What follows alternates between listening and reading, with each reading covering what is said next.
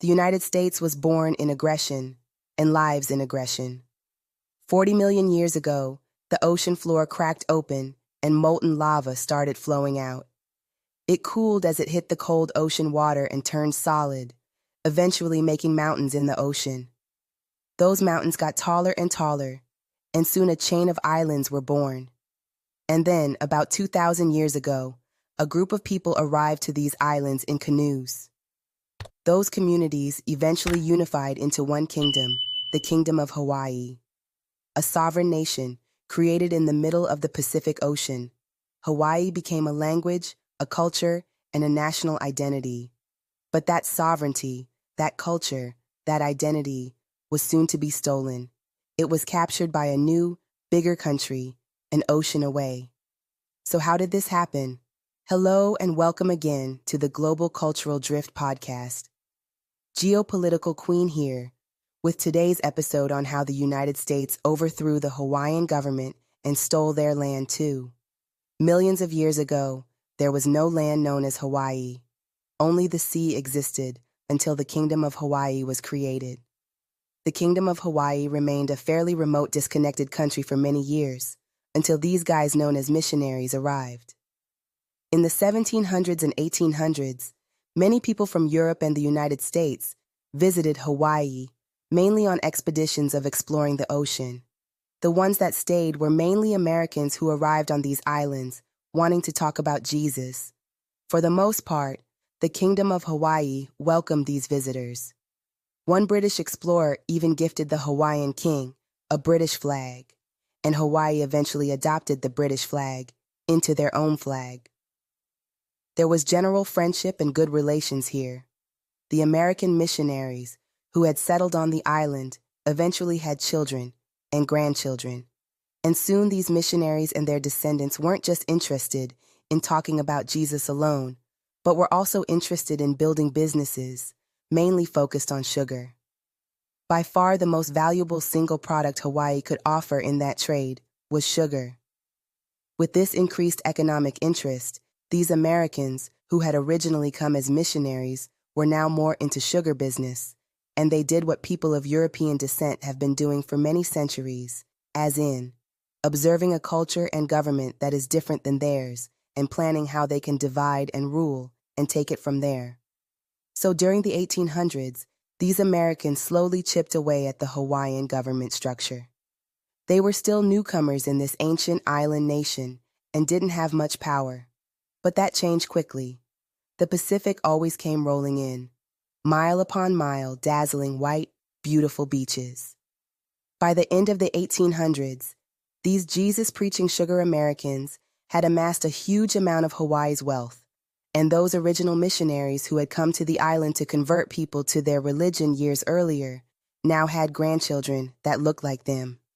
A full unarmed militia of white Hawaiian citizens who were descendants of the missionaries and eager to get the government out of the way to enable them run the country themselves and help make it more favorable for their sugar businesses. Now remember, these guys were born in Hawaii and considered themselves the Hawaiians, but their loyalty still lay with the country of their ancestors. They were effectively still Americans.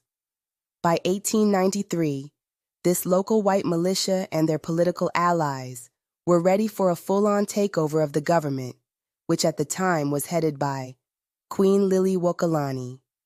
The sugar missionaries were still a minority, and a full-on overthrow of the government would have been difficult by themselves.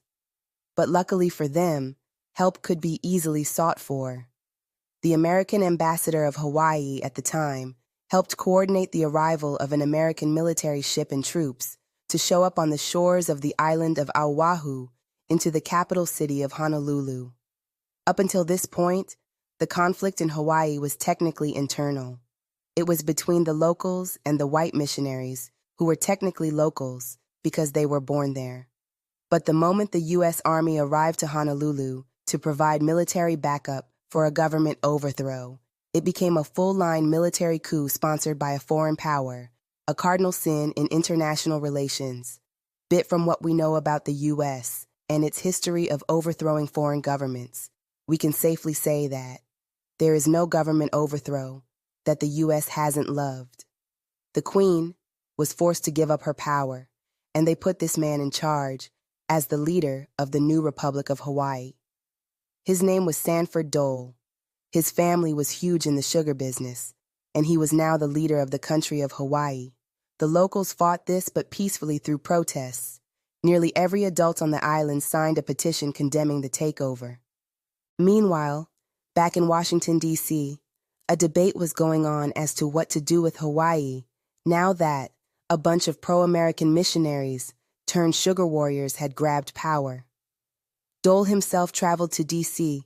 to lobby for the U.S. to take over Hawaii for themselves, and so did a group of local Hawaiians to oppose the American encroachment.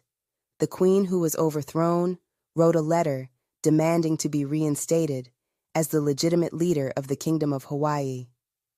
The United States was split on what to do until 1898, when the new president surrounded himself with leaders who kind of loved war and American expansion.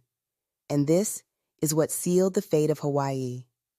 All of these displays of vehement, peaceful protests by the Hawaiian people were trampled upon by a superpower that had bigger guns and an insatiable desire for control. So one summer day in 1898, the U.S. showed up, and the flag of the Kingdom of Hawaii was taken down, and the U.S. flag was raised. Hawaii was now officially a possession of the United States of America. With the help of these sugar-loving missionaries, these islands had been plucked from their people and put into the hands of a growing superpower. It is worth noting that stealing the land was one thing. The real theft was what happened next. At this point, Hawaii was just a U.S. territory, not a state, but the U.S. will begin with a deep, widespread destruction of the Hawaiian way of life. The Hawaiian language was banned in schools. Government and businesses were by law required to be conducted in English. The U.S. began developing the land, often on the sacred sites, and the history itself was censored to make it seem as if the Hawaiian people welcomed the U.S. without a fight. The typical case of the victor writing the story. Much of the real history became inaccessible because it was only documented in the Hawaiian language, which was beginning to die. Fast forward to 1959, and Hawaii will become the 50th state of the Union and quickly became the place we know today. In the meantime, the Dole Food Company, the company which benefited the most by this land grab, has become a massive global corporation. By 1993, Hawaii was a full member of the United States. That year, President Bill Clinton came out with an apology, a so-called presidential apology.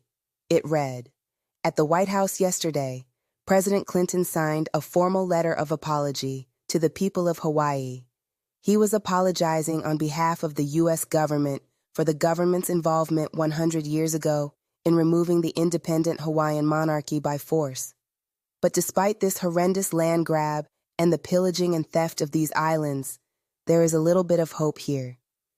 That spirit of peaceful resistance that led to petitions and protests back in 1893 persisted even after the takeover. The Hawaiian language was delicately preserved through painstaking effort, and today there are full immersion Hawaiian language public schools. Hawaiian traditions have stayed alive, and from time to time, Hawaiians showed that they were not willing to give up their sacred sites. They staged a dramatic protest to protect a holy mountain that was slated to be developed on. Hawaii may have been stolen and attempts made to erase its culture, but while the negative effects of this imperial land grab are wide-reaching, many pillars of this beautiful culture have survived. So here you have it, folks. This is the story of these islands and how it was shamelessly stolen by the U.S. If you enjoyed hearing about how shameless United States used their might to steal another country because it was small and powerless, then kindly leave your comments in the comments section below, and thanks for tuning in. I will be back with the next broadcast. Good day.